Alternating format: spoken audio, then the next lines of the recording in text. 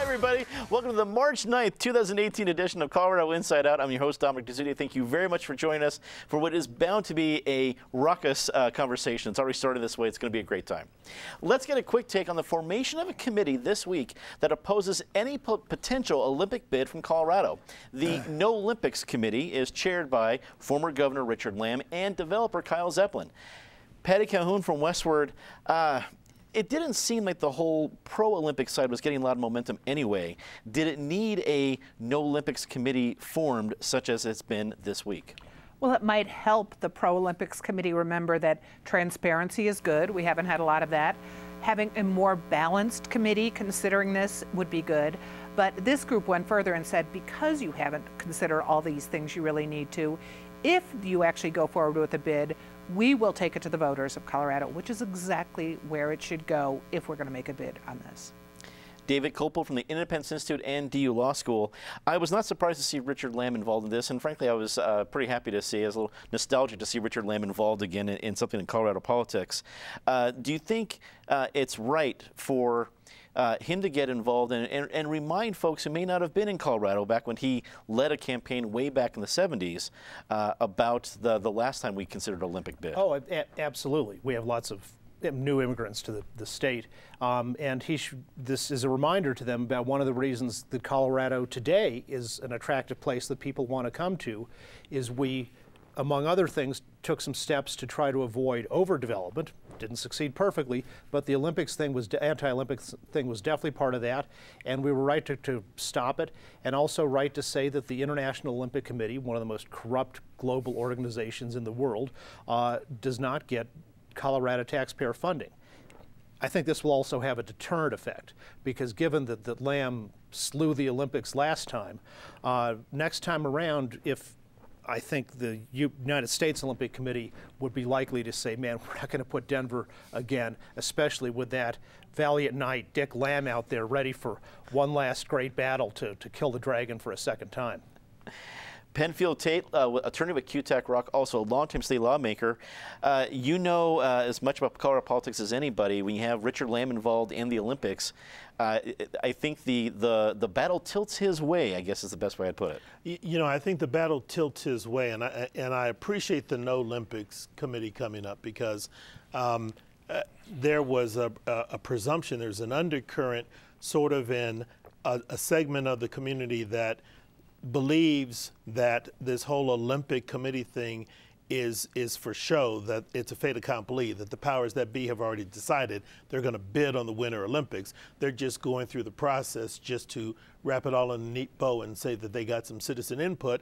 And we've talked about this before, the disconnect between some of the governing elites and the rest of the society, thinking that we're overdeveloped, you know, we're congested, and a lot of things are happening to us, not for us. And that's how I think people feel about this Olympic bid. Now, I disagree with Patty. I don't think it should be put to a popular vote. I just think it ought to be an open, transparent, and fully inclusive process where you invite all the people who are upset about this and let them convent and express their point of view before you commit to doing something. Joey Bunch from Colorado Politics rounds at the panel today.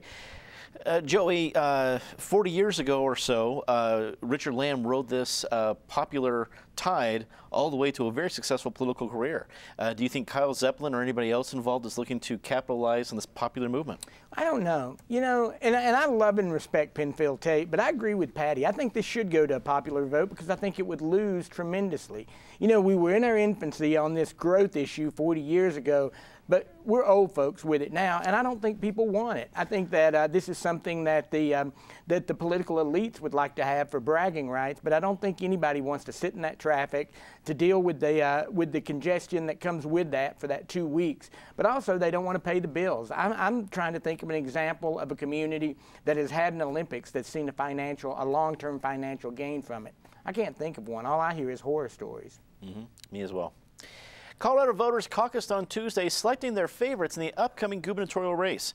Democratic candidate Kerry Kennedy was able to secure 50% of the non-binding votes, with Jared Polis receiving 30%. Republicans did not release an official vote count from delegates. Patty, how significant is this win in the caucus level for Kerry Kennedy? For her, it is significant. For everyone else, it doesn't mean all that much. Now, we also have to note that Donna Lynn did not go to the caucus. She's petitioning her way on. Polis is doing both. Michael Johnston was the first to turn in his petition signatures, so he perhaps didn't emphasize it as much, but that she got 50% of the vote means she's got a good ground game out there. She did a good job to put her name forward. It's going to help her certainly fundraising and with momentum as we go forward. They still have to go to the county assemblies and get 30% of the vote in order to make the primary ballot in June, but I think we will see her there.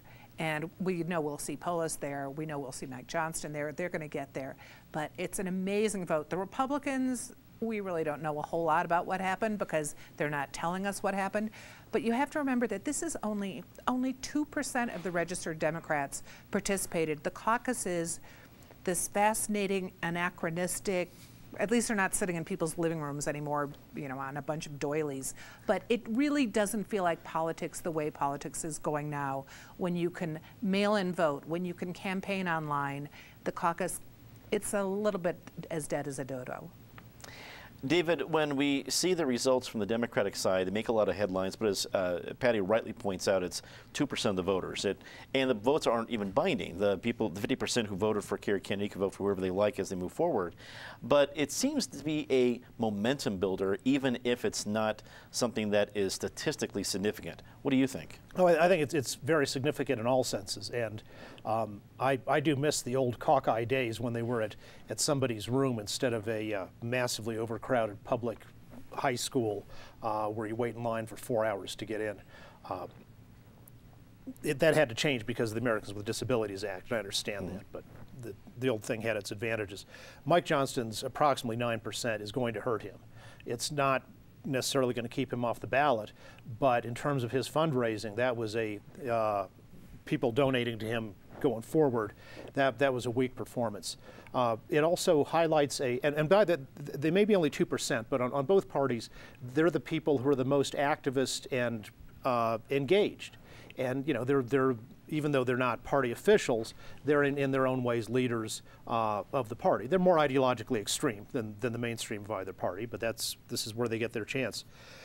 There's a split in the Democratic Party between education reformers, which would be Polis and Johnston, who together got around 40%, and Kerry Kennedy is absolutely the leading voice of the other side, very strongly supported by the teachers union, and they demonstrated their clout at the caucus with a really well-organized and strong turnout for her.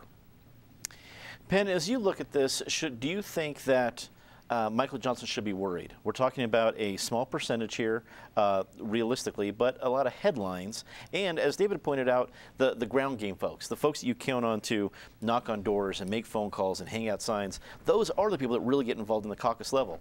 Should Michael Johnston be worried? You know, I don't know if he should be worried, but I think at a minimum, it shows that his strategy was perhaps too cute by half. You know, he was the first to turn in his petitions, so why in the world do you even put your name on to go through the caucus process? The only thing you're going to do is disappoint your followers because you figure you've qualified for the ballot already through the petition process. And what you do by going through the caucus process is show that, in fact, you don't have a lot of support. You may be raising a lot of money from out-of-state interest, and that's well and good. And, you know, you're flexing your bank account, but your actual support now looks to be skewed relative to the fundraising you've done. So I think that was a bad idea. For Noel Ginsburg, I mean, he went caucus also. He didn't get much play. That's where Kerry was going to make or break her campaign. And the fact that everybody knew she was going that path, it's obvious that with the teachers union, she had a lot of support. She was organized. She did well. What I found remarkable in the caucus was two things. Number one, the caucus process is radically different when Barack Obama is not running for president of the United States. When Barack Obama ran twice, there were over 100 and some people in my caucus for my precinct. there were barely 25 this time around. So radically different. The second thing that I thought was interesting is Jared Polis performed, I thought, abysmally with some of the caucus numbers I showed. I visited, especially in light of the money he's raising or has available to bring to bear. And on the Republican side, it's a mystery, and I don't know why they're keeping it secret from everybody. Mm-hmm. I was wondering the same thing. Joey, you're our guy in the trenches when it comes to covering politics, but so you're only able to pick up a little bit here and there about how the Republicans did. You hear more conversation about Walker Stapleton, and I can understand that, but I guess I was interested that I didn't hear a whole lot about Cynthia Kaufman, because she's the only one of the top-tier candidates that is going the non-petition route. She's got to go through the assembly, and if it's make or break that way. Is it just a product of the fact that the GOP does not release the straw poll results? Or should Cynthia Kaufman be worried that she didn't make any of those headlines? Yeah, I think Cynthia should be worried, but this has been going on for months with her. She hasn't quite gotten any momentum yet. And there's a growing sense that this is Walker Stapleton's race to lose on the right. Now, we do know about some of the straw polls from some of the larger precincts that he did really well in. And, you know, Cynthia, she doesn't have people out there representing her very well. She doesn't have a grassroots campaign that we've seen yet. Now, that could all change, and, things that happen at the state assembly surprise us all the time, and things can happen at the state assembly that will make us forget everything that happened last Tuesday night. I think of Darrell Glenn a couple of years ago. Nobody really knew who he was till the state assembly. He gave a speech that hit it out of the park, and people coalesced around him, and then his campaign fell apart later on.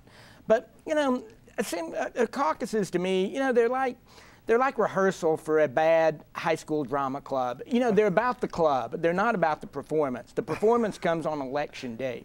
And if you don't show up at caucus, as far as your party, you're a dancing tree. So, you have to go if you're a good party member, but I don't think it matters much to the voters at large. 2%, there's still 98% that's going to decide this thing, not the 2% that showed up last Tuesday night.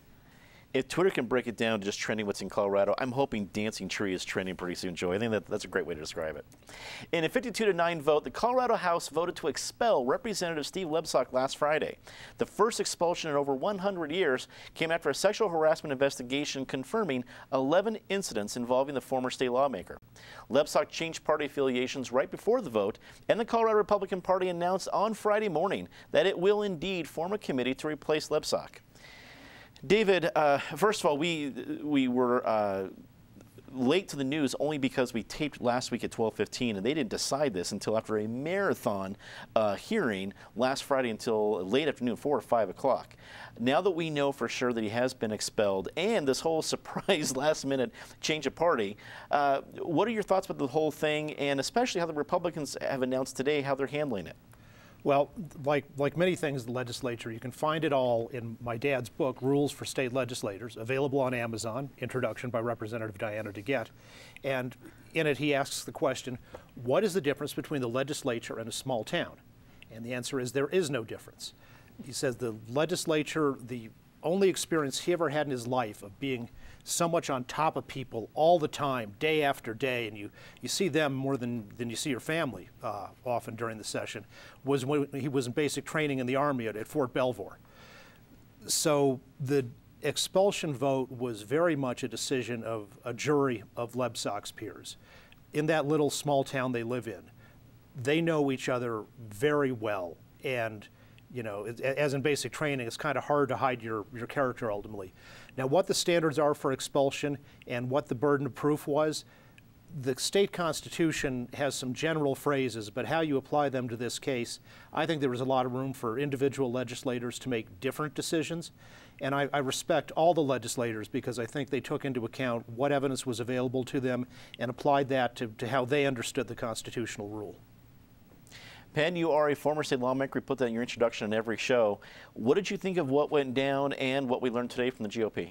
In terms of what went down, I actually went to the proceedings last Friday and sat up in the gallery for a couple of hours. I intentionally did not want to exercise floor privileges. I sat up in the gallery in the crowd because I wanted to get a different sense of it.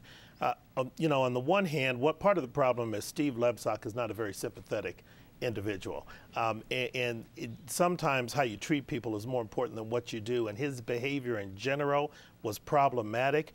But when at the start, I didn't think they had 44 votes to expel. As the day wore on, it's clear that some people just wore out and decided, what the heck, let's vote them out of here.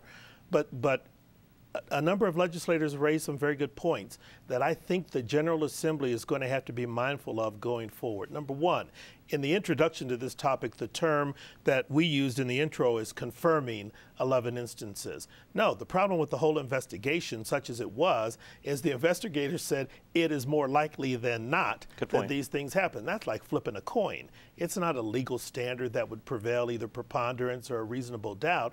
And so, unfortunately, because of Steve's issues, he couldn't very well make that case, but other legislators did. And I respect the decision they all had to make, but a number of legislators said, you know what, maybe censure, but this is an elected official who is one of our peers. We're not the manager firing a subordinate. Maybe expulsion is a step too far. Maybe we ought to censure the guy so that the general public knows we don't condone this behavior, which is clearly out of bounds. But maybe expulsion was a step too far. And I think what happened is the weight of the emotion in the debate swayed some people. They voted to put him out. And then his last minute change of party was, like I said, he's a problematic individual and he's doesn't generate a lot of sympathy. It definitely played out like a really good telenovela, just minus the subtitles. It was very interesting.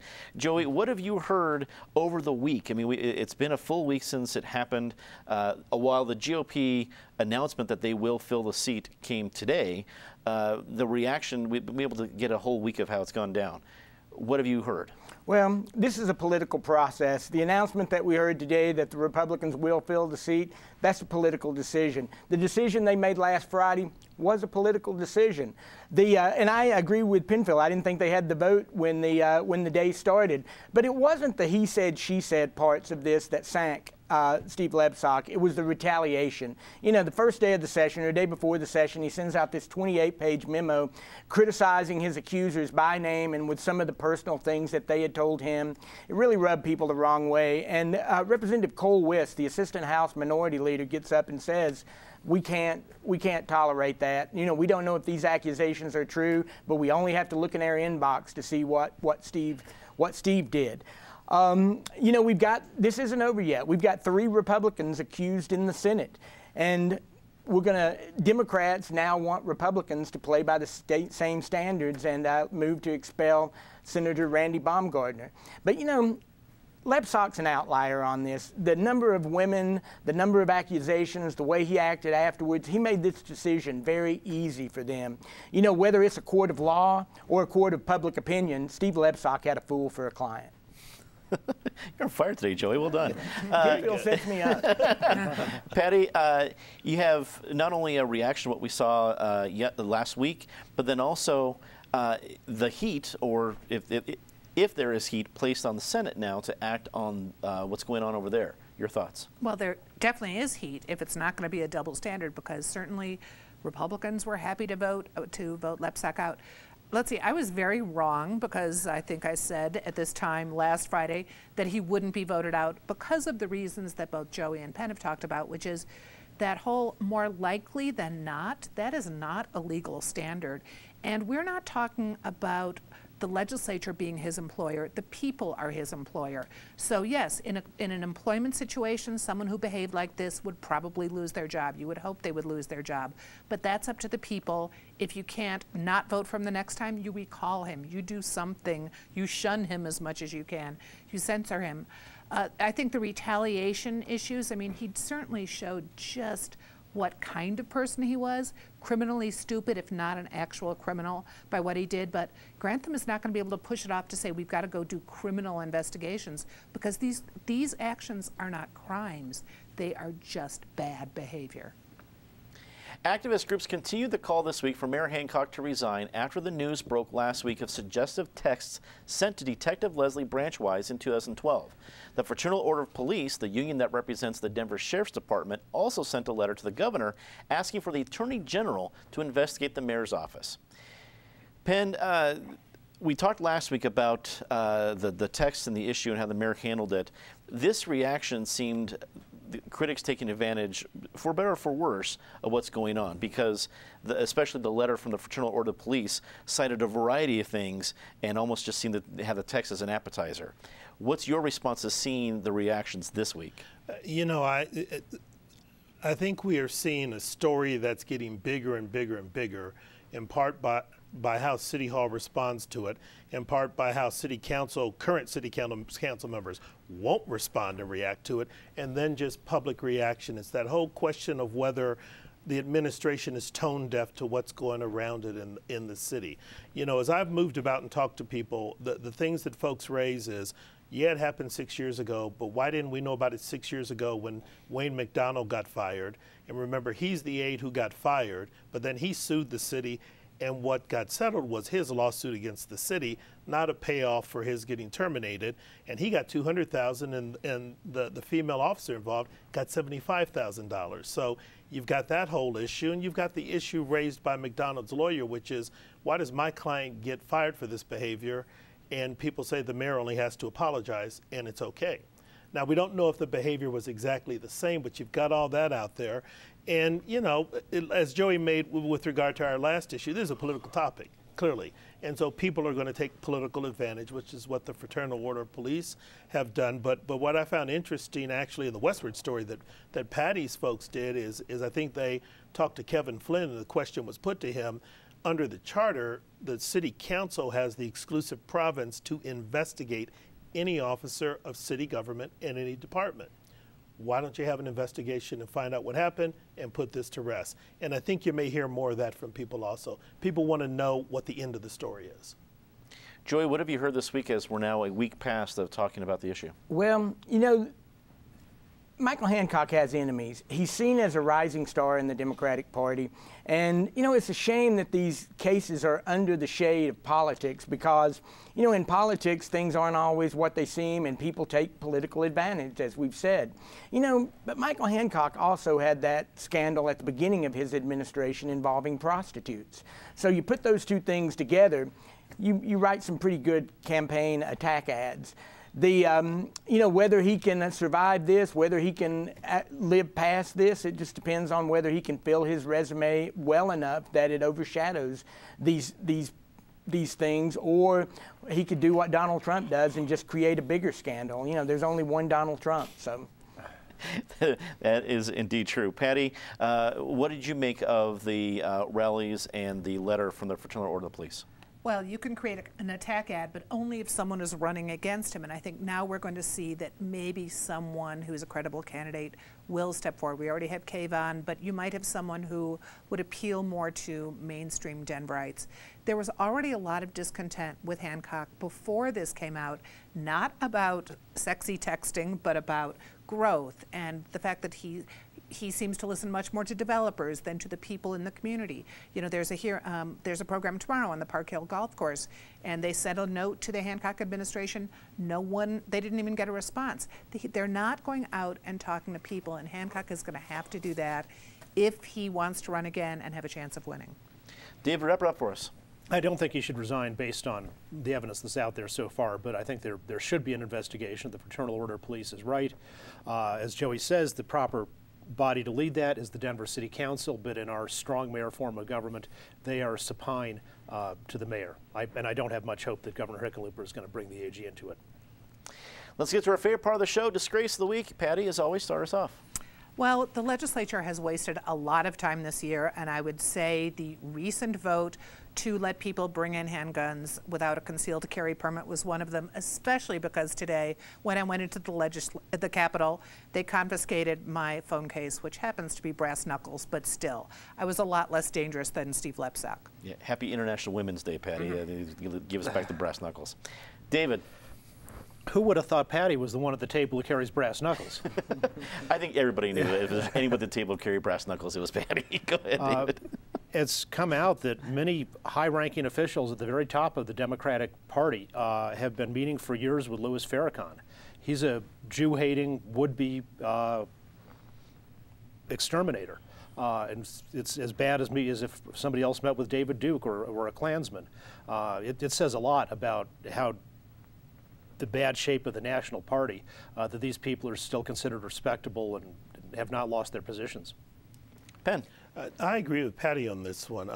I am baffled by why the Senate would vote to move forward with this bill allowing anyone who can legally own a gun to have concealed carry without going through the process. It just strikes me, again, as incredibly tone deaf, given the context of what's going on in the broader society. Joey. I'm going to pick Steve Lebsock, but not for the reasons you think. As he left the Senate, left the House, he switched parties to become a Republican. So on one hand, he allows Republicans to fill that seat, but on the other hand, history will record that a Republican was expelled that day. I appreciate a guy who goes out a little flashy. I once left a job by going to the restroom and not coming back, and there were a lot of people in that building that wish Steve Lebsock would have done the same. Let's get to say something nice about somebody rather quickly. Patty. The Kirkland Museum opening tomorrow. Fabulous building, great contents. David. The bipartisan legislators who are working to reform the public employee retirement system, which is in very bad fiscal shape. Penn. Aqib Talib, thank you and goodbye. And the UNC Bears, who are 2 wins away from making the NCAA college basketball tournament, while CU and CSU are not in the running. Here, here. Representatives Tony Exum and Lois Landgraf of El Paso County, who passed a bill out of the House to connect mental health services and addiction services to the court system for veterans. It passed 59-4, and shame on the 4 who didn't vote for it. That is all the time we have for this edition of Colorado Inside Out. Be sure to take CIO wherever you go. We're on Twitter, Facebook, YouTube, you name it, and we are there. And you can check out our podcast on iTunes or Google Play. And like we mentioned last week, we are in the midst of our spring membership drive this weekend. So if you enjoy this show, let us know and please consider supporting it by becoming a member. For everyone here at Colorado Public Television, I'm Dominic Dezzutti. Thank you very much for watching. Good night.